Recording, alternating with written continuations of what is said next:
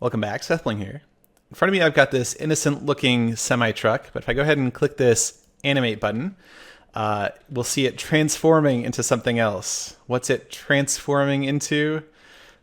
Okay, it's Optimus Prime. It's transforming into Optimus Prime. So this is one of the Transformers. It's sort of like the leader of the good guy Transformers.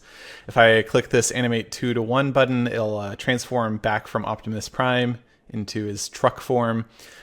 So this is a new data pack that I wrote that transforms between pairs of builds. So this doesn't just work for this pair. I built Optimus Prime in Optimus Prime in truck form. It works for any pair of builds that are composed of the same set of blocks. So here's another example. If I right click on this sailboat, we'll see it's mapping out the structure. And so it's got 40 white wool, 50 oak planks, 16 oak logs with axis equals Y. That's the vertical oak logs. Then it also mapped out the horizontal ones. If I press F3 plus B, we'll see the look direction for all of the entities that are marking each of those blocks after it's mapped it out. And then I can right click on this guy with my carrot on a stick that's renamed to Transformer with a capital T. And if I do so, it will map that structure and it'll see the same set of blocks, 40 white wool, 50 oak planks, etc. And it's also mapped it out. You can see that. And so now I can click a button in my chat, animate 1 to 2, and it will animate the first build to the second build in place of the first build. And the sailboat becomes the house. And you can still see all the mapping, so it still keeps track of the old build, so I can animate back from the house back to the sailboat. And it'll be able to do that. There's some cool things about how this animation works, and I want to talk about that. So first of all, let me turn off the Vanity Boxing. So to do that, I have this much simpler build. So this is 3 red, 3 green, and 3 blue wool. If I right-click here and then right-click here, we'll see there's 3 of each, and the structures match. I can slow down the animation. That'll help you see how it's working, what's going on. I'll click animate 1 to 2, and we'll see the blocks start to slide around. And so the blocks will try and choose paths that don't intersect any other blocks. So you can see it almost worked. These 2 were the last 2 to move. And so just by bad luck, they kind of had to slide past each other in order to get into their proper place to match the second build. If I animate it back, yeah, we'll see. So it basically picks, for every block, it picks a random matching block in the other build and tries to animate it towards that block's location. And it prioritizes blocks that can do so without colliding with other blocks. But occasionally it has to animate blocks going through other blocks, and so it does that eventually. Usually that's towards the end of the animation that you start to see that happening. But yeah, so at this slow speed you can see what's going on a lot better.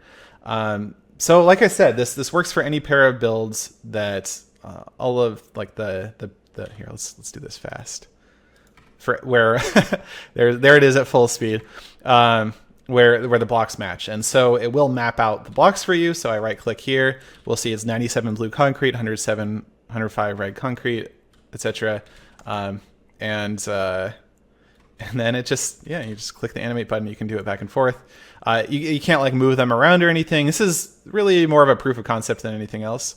Now what's going on is these are falling blocks. While they're moving anyway, they're falling blocks. Once they reach their destination, they are real blocks. So like I can, break this in place and it's a real block. These are all real blocks. But the second I click the animate button, they turn into falling blocks riding armor stands. So you can't see the armor stands. Huh, that's actually kind of strange. I would have thought you'd be able to see the armor stand. Well, oh, right. I hit the wrong one. Yeah, let's try this again. I did bounding boxes. So it actually immediately turns them all into falling blocks riding armor stands. And that's because if they're riding an armor stand, then the animation will be smoother. If you just have a falling block, it's hard to get smooth animations. But yeah, and so basically I each time step that I want to animate a new block, I pick a random block with riding an armor stand and try animating it to its destination. It goes one axis at a time, seeing if it goes through any blocks along the way. If it does go through any blocks along the way, I try a different path, a different block and a different path. I try that about 20 times per game tick. If I can't find any that can animate without intersecting other blocks, then I just pick a random one and make it do its animation, even though it's going to go through other blocks. But yeah, that's how it works. It's yeah, it's actually a relatively straightforward animation system, but it ends up looking super cool. And this is about the limit of performance. I tried to make it go faster, and it's yeah. Let's pull up F3 real quick. Whoops.